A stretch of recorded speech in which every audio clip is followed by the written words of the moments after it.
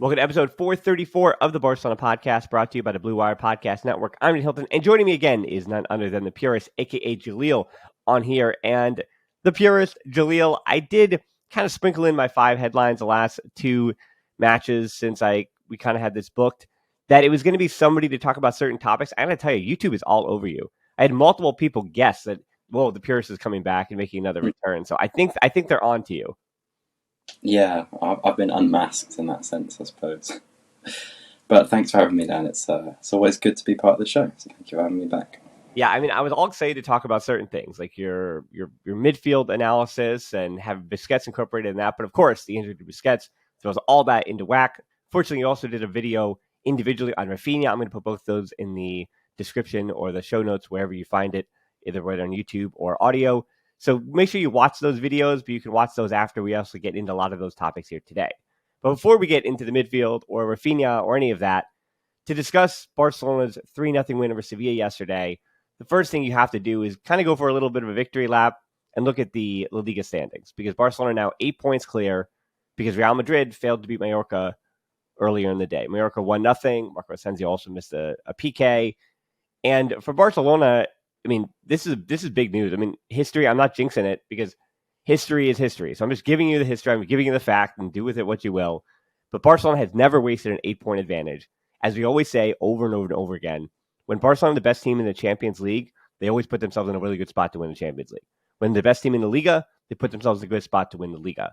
And it seems like they never back their way into any of those titles. They always have to kind of be the best and be playing the best, have the best form and all those things. And the only team that's ever even wasted an 8-point advantage was one time ever in La Liga, and it was Real Madrid, who in 2003-04 were up by 8 points on Valencia. And then Valencia did what I think modern fans don't understand Valencia could do, and that is come all the way back and win that title. And it made me sad for Valencia fans, and then yesterday, of course, made me sad for Sevilla fans. Both of those teams in the bottom 6 in the Liga, flirting with relegation. But still, for Barcelona yesterday, you have only the opponent in front of you, and that is Sevilla at home, a team that you have not lost to since 2015. So you have to go out and take care of business. Yeah, absolutely. And I think it's fair to say that right now, Barcelona are the best team in La Liga. That can change from one week to another, to be fair. And, I think earlier in the season, it seemed pretty clear. I mean, after the first La Liga Clasico, that I said in my analysis of that game that Real Madrid just have a higher quality, more mature outfit, and at that point, it seemed very clear that was the case. Fast forward to now, and it seems completely flipped on its head. I mean, Real Madrid are clearly still the more mature outfit, but when it comes to quality, you're looking at that Barca team now, and it looks extremely dangerous and consistent. And that is what is certainly exciting for Barca fans. And I think, it will take a pretty significant drop-off in form from now on. A continuation of poor injury luck. And Real Madrid getting back to their top form, which seems unlikely for this turnaround. But all of those are possible. So it's definitely not time to roll out the red carpet just yet. But certainly Xavi and the team have turned things around in the sense that the things that looked promising, that looked like they could come to fruition, and the team that could exist here is now starting to actually present itself, and that's pretty exciting stuff. Yeah, we talk a lot about the variance over the course of a season and things kind of evening themselves out. So the 1-0s, the 3 straight 1-0s, and the 2-1 in the last match against Real Betis, there is all these circumstances where Barcelona in those games don't wind up getting the important goal, or they accidentally let one in. But what I will say is this season, it does seem like the ones that didn't go in the past years went in. Like even Alba's goal, the way it bounced over Bono was, yeah, it was a good finish. Of course, the buildup was awesome. Raphinha, Kessie, no doubt about any of that. But then just the way Alba hit it, he aimed it, and it bounced in the best way to make that game 1-0. And as you know, once that game was 1-0, it was over. And it not even to end 1-0, but that is when Sevilla had opened up. But if that goal doesn't happen and you have to wait until the 88th minute, right, or the 90th minute for that goal, the 1-0, then maybe it doesn't happen. On the other side, though, not to say that Barcelona are never going to concede again, but they've conceded just 7 goals in the Liga, 3 of which came in El Clasico, as we mentioned. They're an entirely different team than they were then. So really just 4 non-Real Madrid goals outside of that one match. Yesterday, Sevilla only had 1 shot on target. And Ter Stegen, I kind of looked down and didn't see it. And it felt like, when you see something on social media before you even see it in person, it seemed like that header was a more difficult save than it was. Then I watched it again. I'm like, oh no, like he had that handled. Ter Stegen had a really easy day. And you look across all the different rating systems or whatever, and he's like, oh, he had a poor day. No, he didn't. He just didn't do anything. He had nothing to do all day, which is great. And as I talked about Araujo's passing last week, and I feel like every show I do bring up the fact that Christensen not only is good, is fine, but is so well-rounded and complementary to Araujo and Koundé. I mean, the fact is that all 3 of them, if Araujo's continuing to improve his dribbling and his passing, they're all 3 press resistant. They can all dribble their way out of trouble. They all have speed to track back to cut out counterattacks. And I think most impressively, even yesterday against Sevilla, you wouldn't have noticed that Koundé was caught out of position twice. You wouldn't have noticed that Araujo slipped on one of those counterattacks. And you would have noticed that Christensen had lost the ball on a bad pass because Frankie de Jong and Christensen combined to immediately get it back. And all 3 of them allow the other 2 to basically have this error, this runway that, I mean, looking at the Piqué Eric Garcia tandem with Alba to the left and take your pick on the right, they didn't have any error. It was the room for error was so small. And so that's why this team and this back line is so built to win the Liga, no matter what. I mean, I think European competition is going to come down to the Dembele injury and the people we're about to talk to who come in for Busquets and Dembele. But for Barcelona to be the first team in the Liga history to register 14 wins with a clean sheet in their first 20 games of a season, Mats, and that being Ter Stegen, saved them for about 3 months there. And as Araujo was out, Christensen was out, Koundé wasn't fit, and Ter Stegen stood in his head.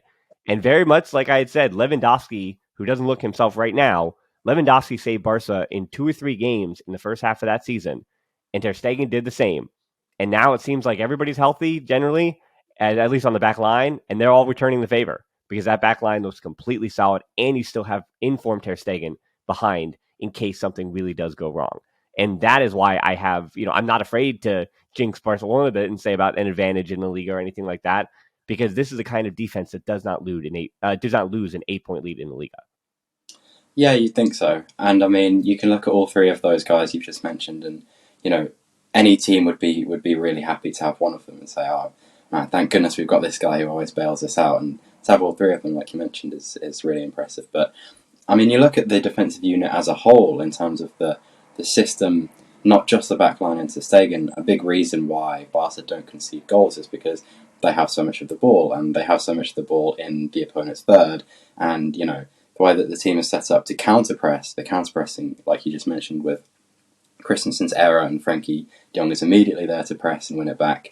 So much of that is happening, and so much of that is happening in the final third that it's pretty rare that the opponents have good chances against Barcelona. They do, obviously, on occasion, and that's when the back line comes into play and Ter Stegen comes into play. But generally, the system as a whole is working to really prevent good goal scoring opportunities, and that for me is even better news than having great defenders, because if you're conceding fewer chances, that's why during that period when players were injured, that's why the league still didn't go down the drain, because that system was in place and it's still operating. So yeah, pretty good news on the defensive front. Well, I think it's interesting too because now Xavi through 46 Liga games. This is the big sample size. This is the number that came out yesterday. Luis Enrique was the best through 46 games in Liga history for Barcelona, 112 points and a plus 95 goal differential. He just had guys scoring at will. He also had a defense that could figure a few things out. Again, that was still kind of they still had some legends in there who at the peak of their powers. And then Guardiola was 109 points in 46 Liga matches and a plus 89. Again, he had an inform in his not even in his peak, but already winning Ballon d'Ors and 22 years old in Lionel Messi in that time. And then Xavi at 109 points as well, just like Guardiola in 46 Liga matches, but he as a plus 61. And I think that plus 61 is really telling that Xavi has kind of played. I mean, we're kind of seeing what Xavi ball is. Xavi ball is not to say as hard hitting, but as Lewandowski is 35 years old, Xavi ball doesn't really. I mean, the first half of it also had certain players like Abde and Jugla and the like in the Liga. But Xavi Ball doesn't necessarily have, these. They have a few 4-0s as they had last January, but on average, I think you're going to expect Xavi Ball to be 2-0 more than you are to be 4-2, right? Like if you have to pick one of those two score lines, and I think 46 Liga matches is kind of a big enough sample size to say, I think Xavi's kind of enacting what his plan is and what he believes modern football to be.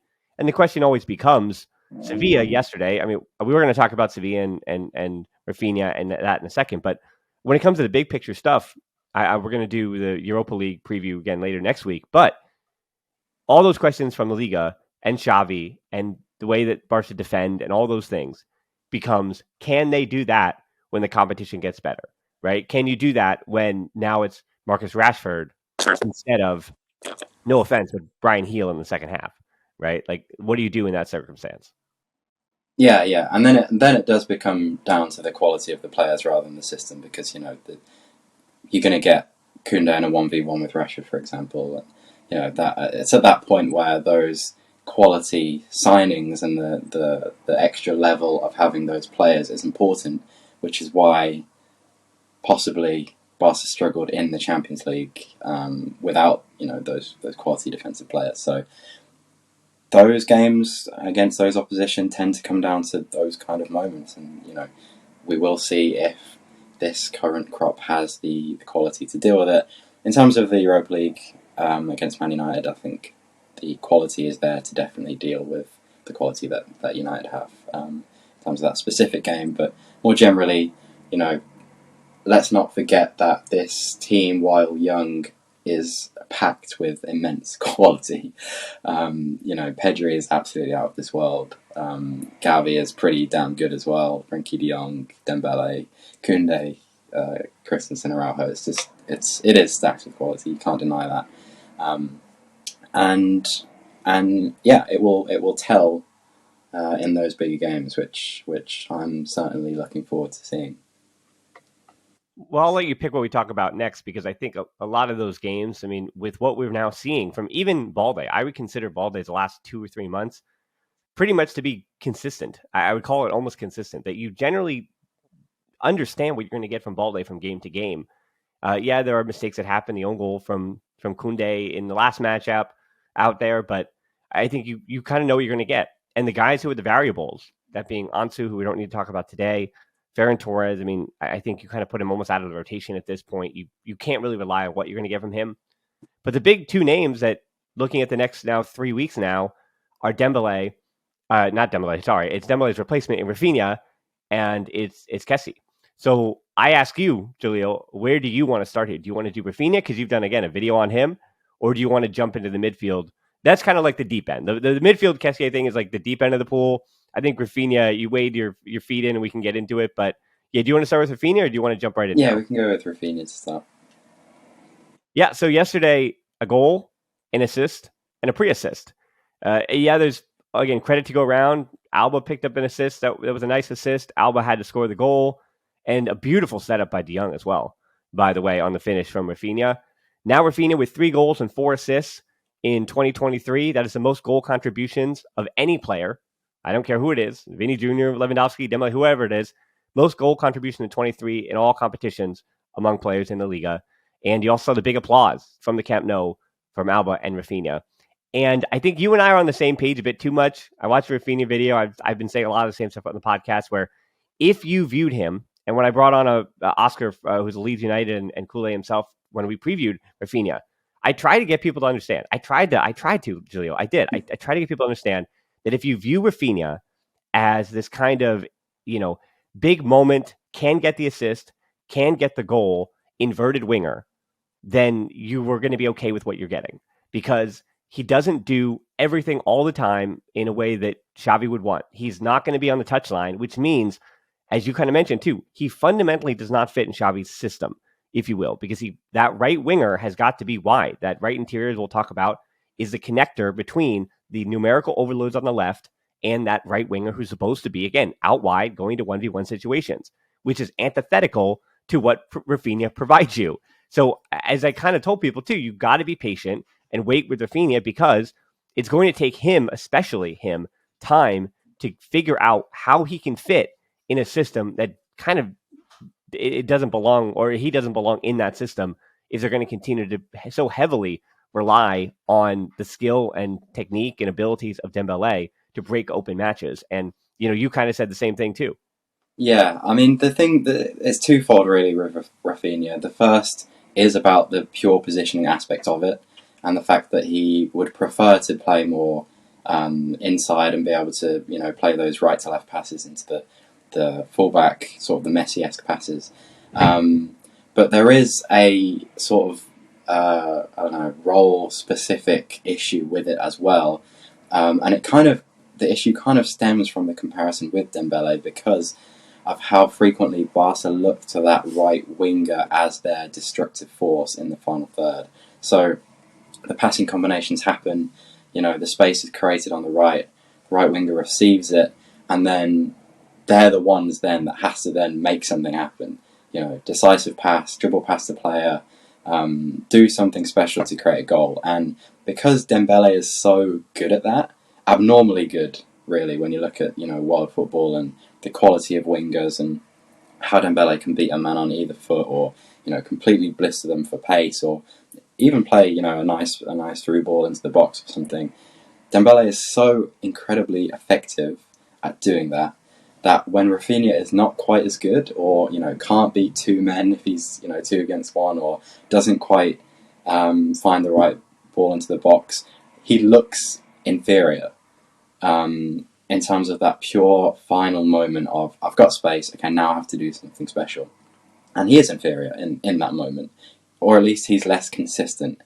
He certainly has the quality to produce in that moment, and that's essentially what we're seeing, is that Barca creates so much opportunity for that player, and his technique is not consistent but effective enough that he can produce it once every 6-7 attempts, that eventually he is actually going to get an assist or a goal or whatever. And you saw that specifically with the assist against Sevilla for Gavi, where he's been trying to whip this ball into the box 6, 7, 8 times previously in the game, and then the one time it works out, it looks brilliant.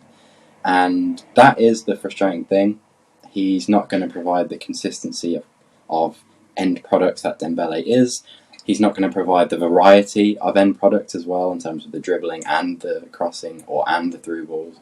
But what he does have is a devastating final ball every so often, or a devastating shot every so often. And, for a team like Barca, specifically in the games against low blocks where you've got a lot of the ball and you're having a lot of opportunities to create, in that context, he can produce, and he is producing, and the numbers don't lie about that. And we do know one of the ways that to get after that medium block or low block that Sevilla was playing, the tactical switch, again, the question is, can you do it against other opponents? But it seemed like Xavi, very much on purpose, decided to tell Koundé, and I believe it would have been De Jong and Pedri coming over, hey, you need to hoof that ball a little bit over the top, more to Raphinha, where, well, he doesn't have the just out-and-out speed with the ball, especially, that Dembele has. Raphinha has really good timing, better, I think, than Dembele on that offside trap. So if you allow Raphinha to run into that space and kind of get that full head of steam, then, you did see in that second half the best of Raphinha, where he didn't have to dribble himself into advantageous positions. He found the ball there because his teammates delivered good balls, and his opponents were not prepared. And those fullbacks just got caught out over and over and over again for Sevilla. So I think that is a skill that Raphinha has. And my only concern about that is, again, once you have we'll say a peak left back or a left back that is prepared and ready to deal with that kind of does lose the way that you freed up, or the plan B option for Raphinha as to how to get him time and space and open. So I don't know how sustainable that kind of thing is, but it certainly is something that, you don't just, that's the unfortunate thing, right, about Barcelona. When they're just crossing, you're getting a sense that they don't have any ideas left, right?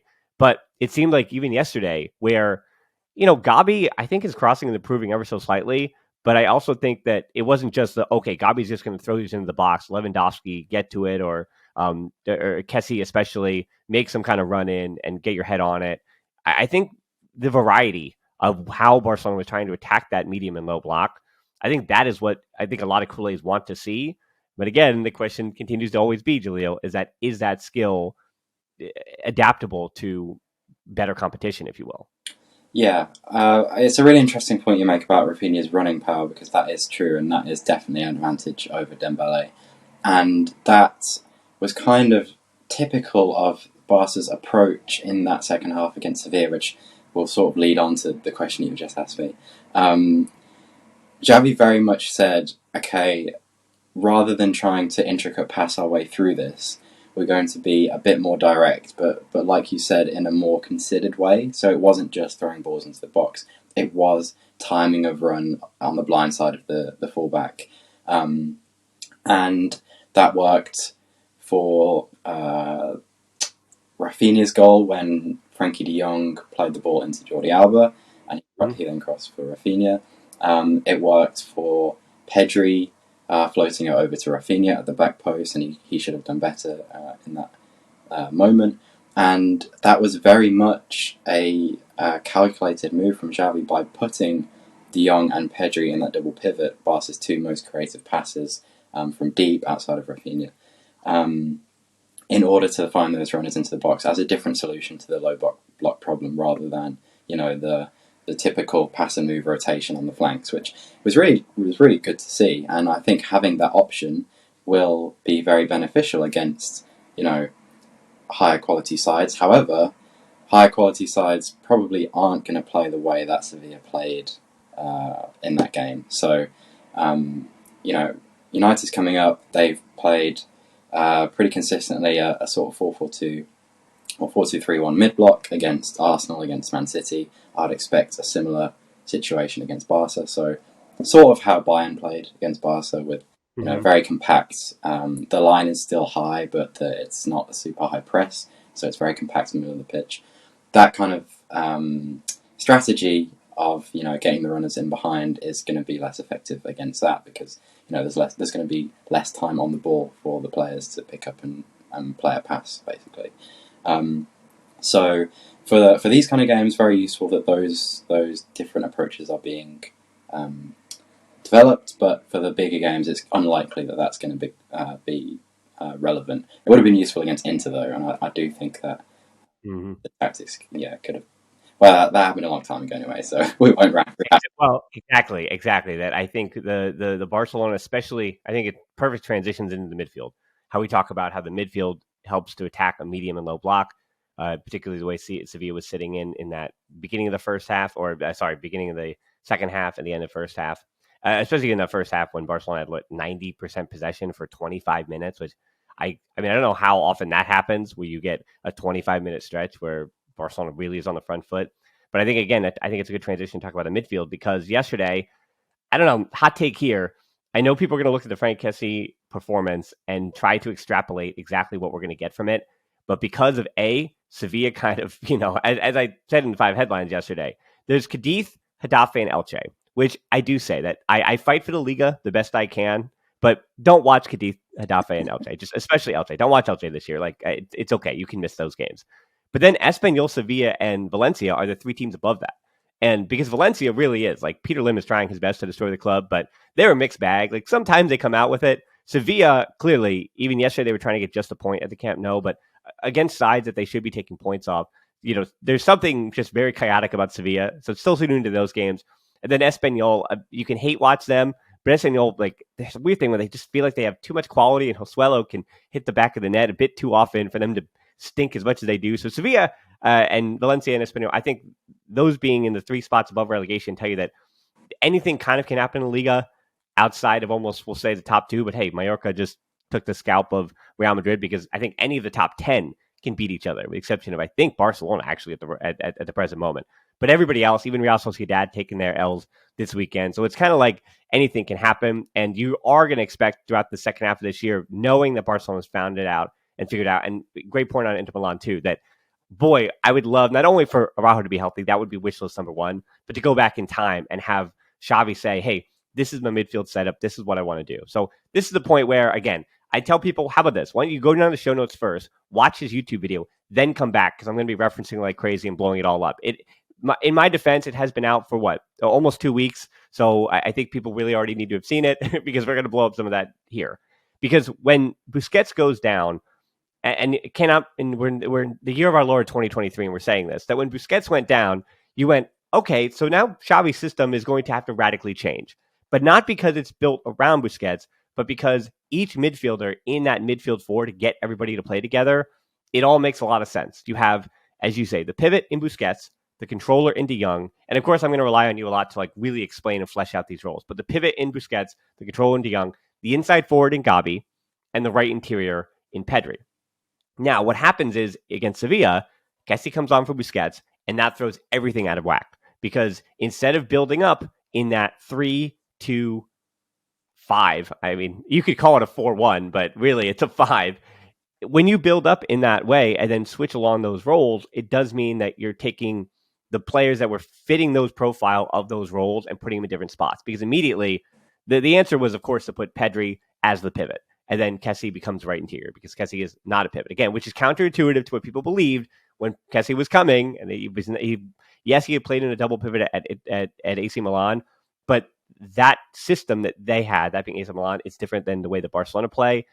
And so with Kessie, I think people, of course, are getting quite frustrated in that first half. When he is not making runs, then Barcelona are going to struggle against a low block. When you're basically sitting with a 0 and he's not being just completely forceful and mobile up in that box, it's not happening. And Barcelona can get really clogged moving side to side because you do not have Pedri's ball retention and you do not have Pedri and De Jong driving the way that they do when Busquets is covering them, right? Because Pedri is not Busquets to be asking him to do that controller role. And so De Jong doesn't have the same space and time to drive. And the same thing where if you don't have Pedri as your right interior, Kessie doesn't have the final ball that Pedri does. He does not have that, especially the diagonal balls. He might have some, as we saw with the assist, even he does the quality going vertically, but it's that diagonal and horizontal quality that Pedri has that just, you're missing that. And, we even saw with the assist, it can be frustrating because now he's got 3 assists in his last 150 minutes of play with Barcelona. That's an assist for Kessie every 50 minutes on average. Plus he scored a goal in that time too. So very much like Raphinha, I know nobody wants to admit it, but in the time he's been on the field, he is a positive impact with goal contributions. But because he is so far behind the player that he's having to replace, that being Busquets, which is not a like-for-like replacement, and Raphinha for Dembele, because they are not up to those levels, if you will, it's immediately seen as a disappointment. And I think in the case of Kessie in particular, this low block thing, and you can kind of walk me through it, does Xavi have to even change the system, or does he have to consider going back to a 4-3-3 with De Jong and Pedri or Gabi in a, we'll say that really just Manchester United we're looking for? Because I think these 4 in this system, like, is it going to be a little messy? Things aren't going to work out? Sure. But you can survive the Liga matches. You can win 1-0. As you saw with Kessie, you can beat almost any team in the Liga 2-0 with him as that right interior. But when it comes to Manchester United, do you really just switch this whole system? Because as you talked about with Inter Milan, there was Barcelona against Inter Milan or at that point of the season. And then there's this system where Xavi said, okay, this is my Gala 11. This is the system I'm playing. This is what I trust. We're doing a 3-2-5. Everybody, like whether it's a team that can attack us like Real Sociedad and Real Betis, or it's a team that's going to sit back, this is a system that's going to face, that can change and fight off any kind of opponent. I know I threw a lot out you there, but I'm giving you the runway. Okay. Like your video was almost 15 minutes, so Yeah. Take your time. Yeah. I think Xavi does have to consider the type of opponent now without that Gala 4-man midfield in place. I think that system with those 4 players, Busquets, De Jong, Pedri and Gavi, all in the roles that suited them, that I explained in that video that you referenced, have solutions to most problems because they have such high quality, the fluidity between positions is so good, and so that wouldn't have been an issue whether you're playing a low block or a medium or whatever kind of block you want, essentially. However, that said, Kessie did offer quite a good solution against a low block, like we just mentioned, with Pedri and De Jong behind the ball, as creative passers into the box. When you've got a lot of the ball in that situation, if you don't want to be playing those intricate combination moves, which is very difficult when the defensive line and midfield are so close together, then having an extra presence like Kessie is very useful. And potentially, if that game had been 0-0 up until 80 minutes and Busquets hadn't been injured, Xavi might have brought Kessie on anyway to do the job that he did. So it is a decent solution against low blocks. However, if you look at more of a compact mid block kind of situation, the whole dynamic of the game shifts quite significantly. You're much less frequently in your opposition final third, or near the box essentially.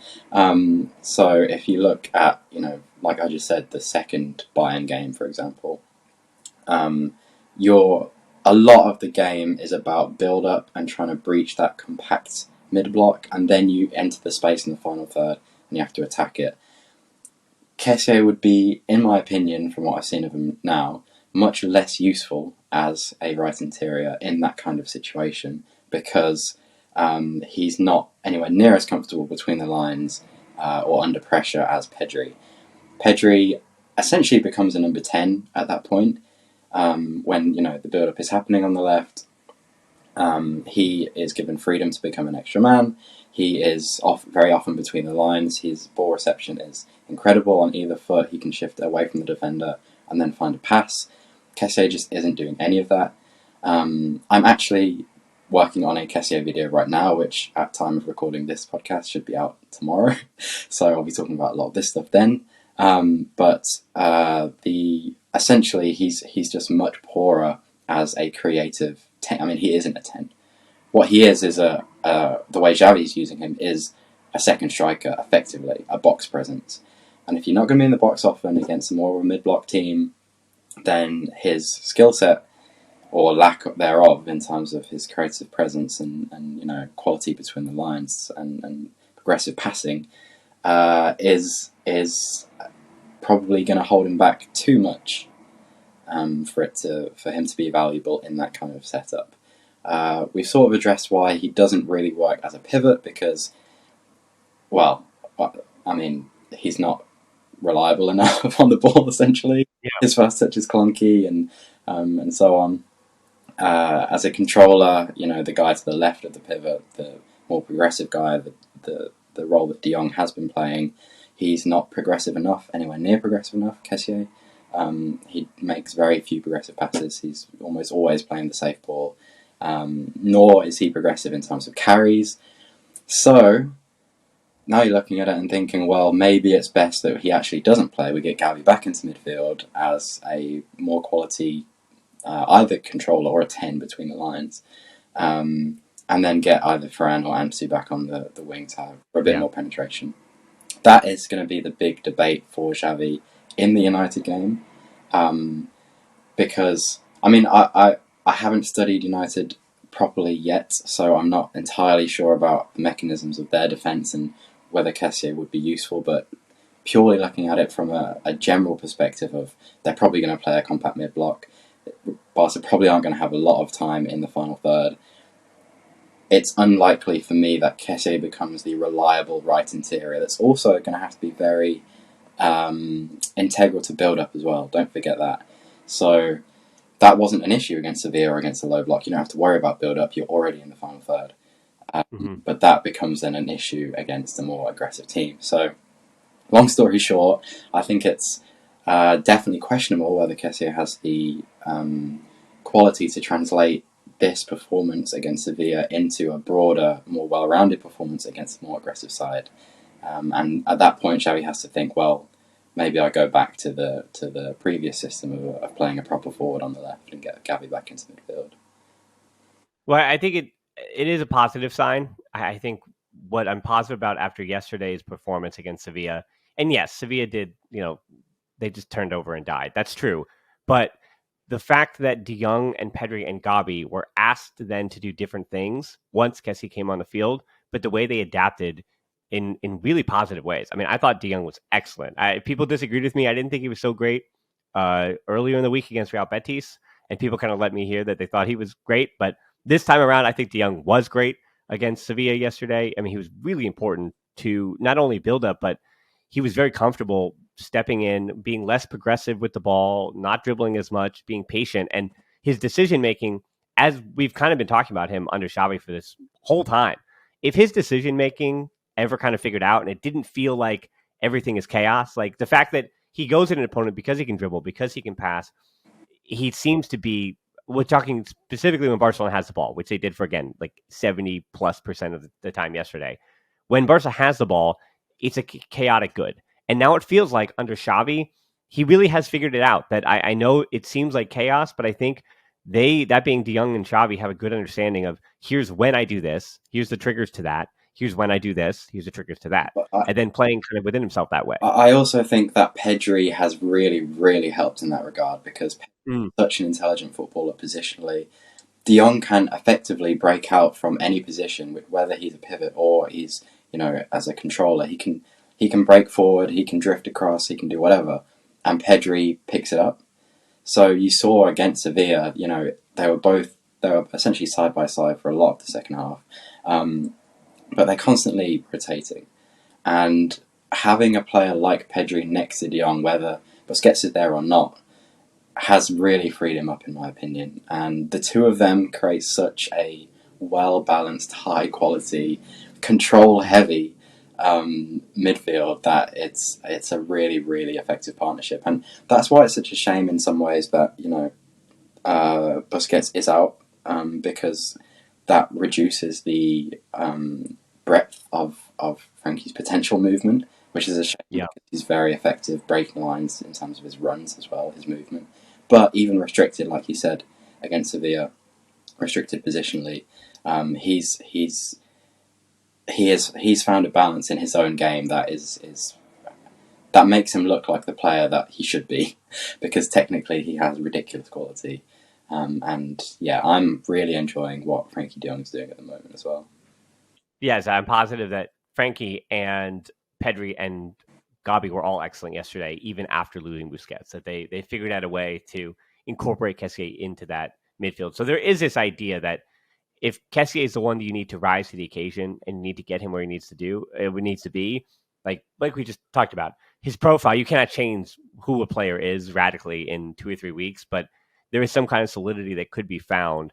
Yeah, maybe he doesn't start. Maybe you do start Ansu or Ferran Torres, because I think it is a lot easier to ask of Ferran and Ansu, who have things that we know that they can do, but they aren't necessarily doing them right now. But you say, hey, this is what we do need you to do. Please, if you can figure this out, we're going to win this game, as opposed to asking Kessie to be someone else, right? I think that's really what you're asking. Yeah, there is that. But then on the flip side, what Xavi's been saying a lot recently, and what we're seeing, sort of what you mentioned earlier about, there was a period last season where Barca were scoring a lot of goals and there were a lot of high, heavy score lines, 4-0, 3-0, 4-2 against Atletico, was it?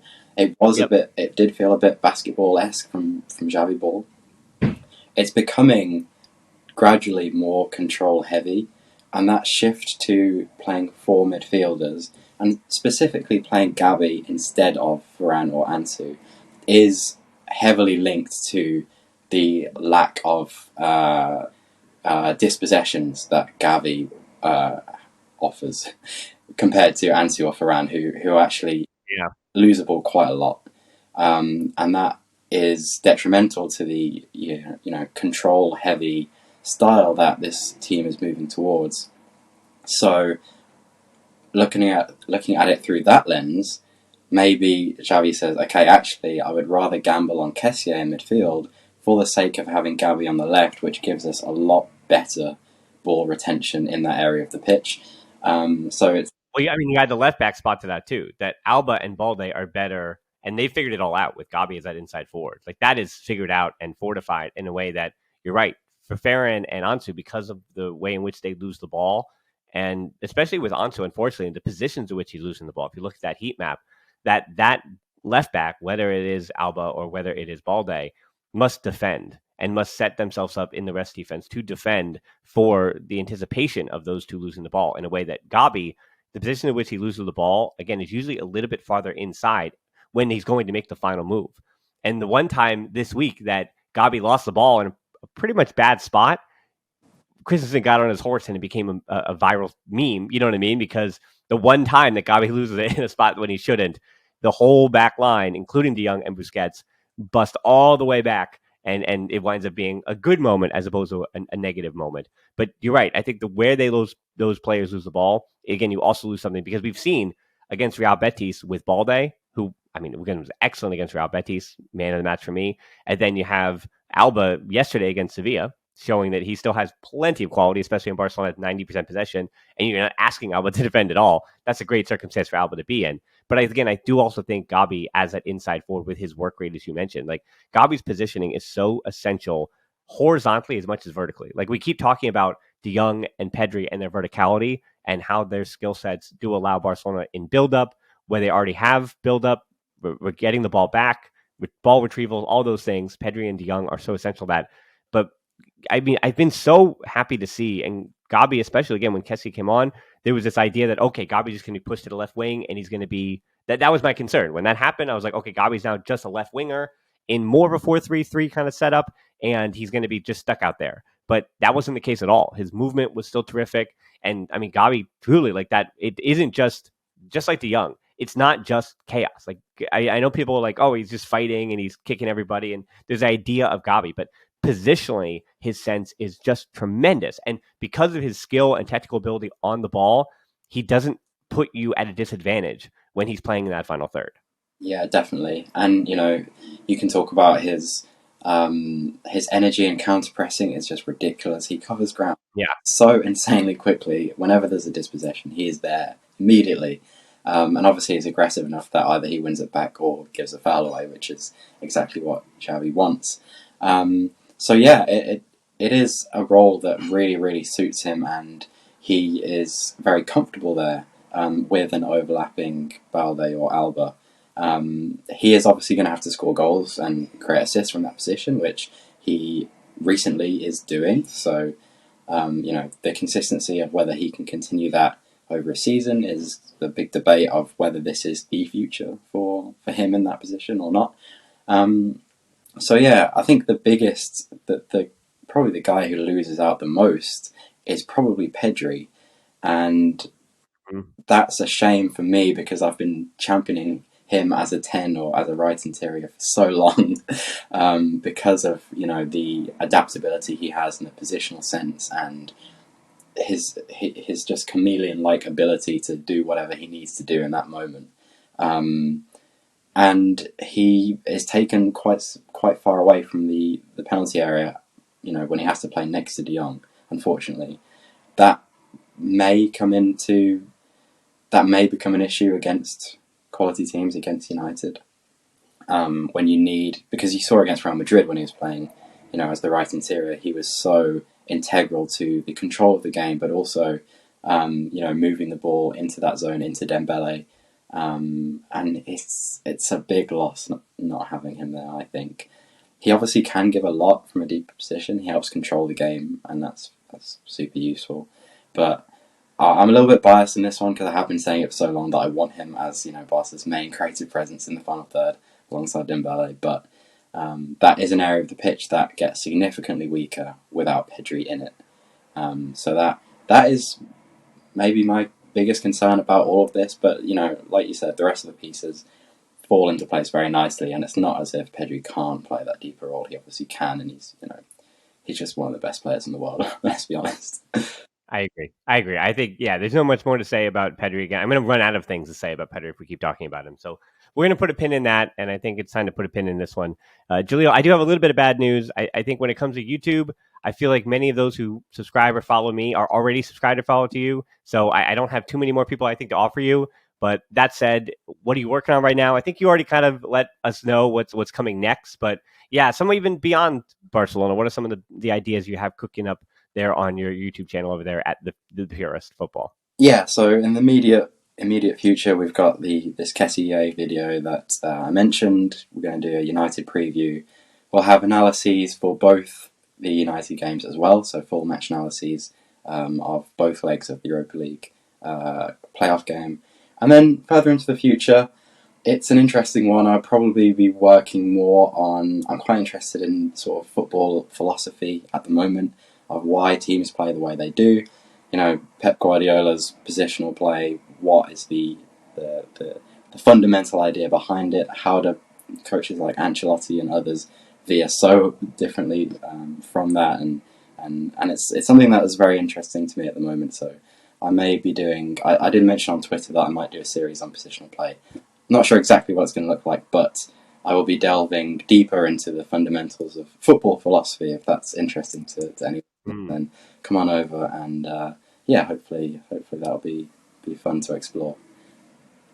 Yeah, I mean, I think you might have a little bit of work to do for at least Pep Guardiola's Man City moving forward if FFP actually does matter. I mean, that's the question we're really asking today. As far as the news that just came down, whether or not will Man City actually be punished? Will a team for the first time ever actually be punished for anything related to FFP? That's the real question.